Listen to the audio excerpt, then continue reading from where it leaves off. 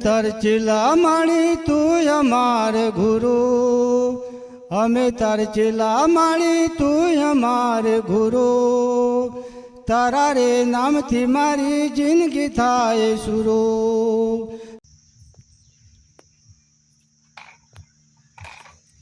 દાદા હા હું કરો? આ હેતરમાંથી આવ્યો ત્યાં મને થાક લાગ્યો છે. હા કોઈ મન તો લાગ્યો ને નાવું છે. દાદા હા એક વાત કહું તાર. બોલો દાન. દાદા હા આપા કેલા ખેતરમાં કોને ઝાડુ કાઢી નાખ્યું?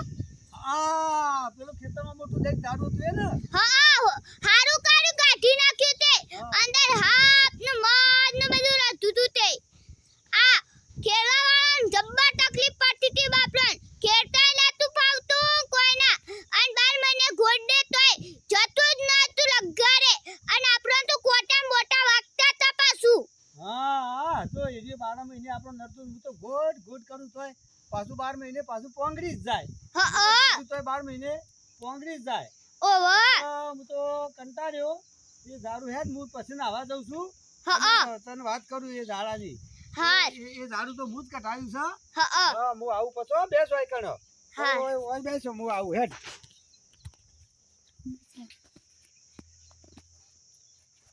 જો ખબર એ ઝાડુ હતું ને એ મારા 4 ભાઈબંધ હતા ને એ 4 ભાઈબંધોને 3000 રૂપિયા કીધા હતા. હારું હું કાઢતો તો પોંગર પોંગર થતું હતું ને બધું.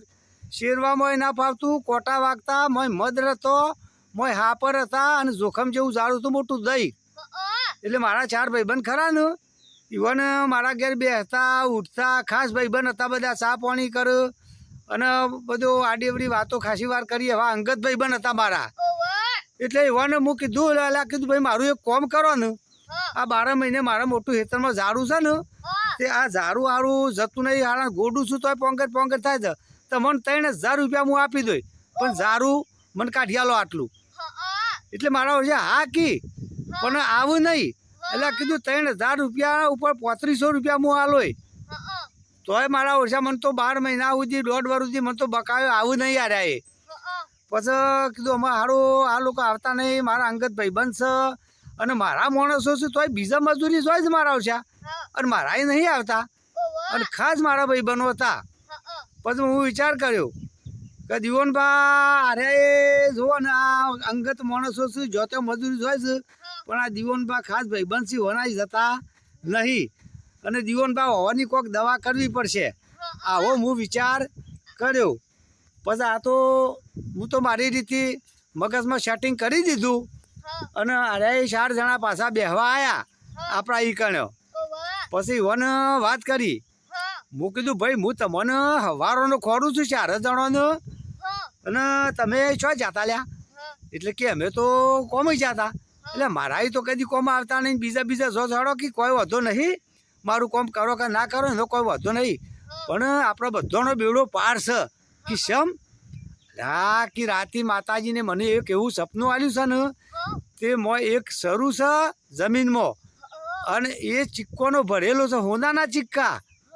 ઓહ એટલે કે એરીએ અમે મારે કાઢવું જ પણ મને લાગે છે બીક. અને ઝાડામાં મોય બધા કોટા ને બોટા ને એવું હોય એટલે મને લાગે છે બીક.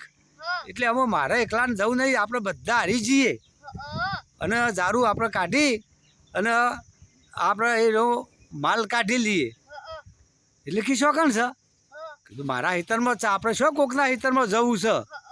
એટલે કે તમારા હિતરમાં હોય તો વધો નહીં લ્યો પણ આપણે રાતે જ ગોડવું પડશે. લોક ભારત તો સરકારમાં ખબર આપી દે કે બરાબર છે પણ કે એમાં ખર્ચો થ પહેલાં તો કી કારણ 2 દીવો કરવો પડશે, 1 શ્રીફળ ઉખરી અને 2 કિલો પેડા અને બીજો ખર્ચો પડશે આપણે નાસ્તા પાણીનો. એ બધો સારો ખર્ચો ખાશો 2000 જેવો પડશે. એટલે કે તમે ચિંતા કરશો ને દીવનભા એ તો અમે લાવીશું 2000 રૂપિયા 4 જણા થઈને બધો ખર્ચો અમે કરીશું. પેડા ને નાસ્તા પાણી ને શ્રીફળ ને ઉખડીને બધું એ પણ કે રાતે જઈને ગોડી જ નાખે. રખ કી શરૂ ભરેલો છે બેડો પાર થઈ જાય. આપણે જિંદગી આપણા છોકરાની શુદ્ધ થઈ જાય. આ તો તૈયાર થઈ જાય મારા વર્ષા. પૈસા હાલતો તો તોય તૈયાર નતા થતા અને મારા ઓરસા વાત કરતાં કરતાં તૈયાર થઈ ગયા. આ તો દાડ બધા 4 જણા ભેગા થઈને વિચાર કરીને 2000 રૂપિયાનો ખર્ચો પાડી પાછો સવારનું પેડા ને ચા પાણીનું બધું ભેગું કરતા અને આ મારા ઘેર હોજીને કી હેડો અમે તે ત્યાં જ્યાં તે કી કેટલા છે કીધું ઝારાના વસ્યો સપનું આલ્યું છે અને માતાજીને કીધું છે કે 7 ફૂટ ગોઠશો એટલે આ રીએ કમ્પ્લીટ તમારા હાથમાં આવી જશે. એટલે આ તો મારા ઓરસા બધું સામાન હતું એ બાજુ મેલ્યું, દીવો કરીને પેડા બેડા સરાઈ અને દીવનભાઈ તો બરાબર ધરાઈને ખાધા વગર પૈસે. ઉખડી ખાધીને સવારનું ખાધું ને આ તો ગોડવા મંડેલા 4 જણા. આ વગર પૈસા હાલતો તો 3500 રૂપિયા તોય નતા આવતા ને જો આના મંડોળા અંધારા રાતમાં કોટોમાં. આ તો માથે ચોરવ ગાડવો જાય પણ માથે દીવો ના જાય. કીધું દીવનભા ખરી દવા કરી છે હોવાની. પછી આ તો લગભગ ગોટતા 7 થી 8 ફૂટ જતા રહ્યા અને 5 વાગી ગયા. પછી આ 4 જણા કે હારું જીવનભા આ તો 7 ફૂટની બદલીમાં 8 ફૂટ ગોડી નાખ્યું તોય કોઈ ના મળ્યું ને. એટલે કે જો એક ભૂલ થાય છે આપણી. હું તમને કહેવાનું ભૂલી ગયો તો માતાજીને સપનામાં મને ચોખ્ખું એવું કીધું હતું કે 4 વાગતા તમે ગોડી રહો ને તો હાથમાં આવશે. નકર જો 4 ઉપર જો ટાઈમ જો ને 4 વાગ્યા ઉપર તો પછી કશું મળે નહીં.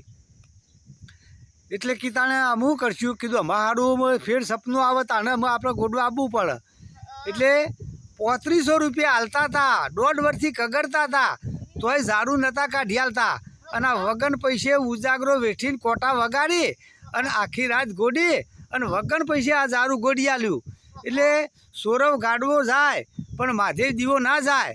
એટલે જય માતાજી મિત્રો, આ વિડીયો તમને ગમે હોય તો લાઈક શેર અને સબસ્ક્રાઈબ કરજો. અને આ દુનિયાની અંદર આપણા અંગત ભાઈબંધો હોય તોય બીજાને કોમર્સ હોય પણ તમારા કોમમાં આવું નહીં. એટલે આ દીવનભાઈ જે બુદ્ધિથી કોમ કર્યું ને એ ભાઈબંધોને આવી રીતે જ કરવું જોઈએ તો જ હવે તમારું કોમ થશે, નકર કોમ થશે નહીં. જો વિડીયો ગમે હોય તો લાઈક શેર ને સબસ્ક્રાઈબ કરજો. જય માતાજી.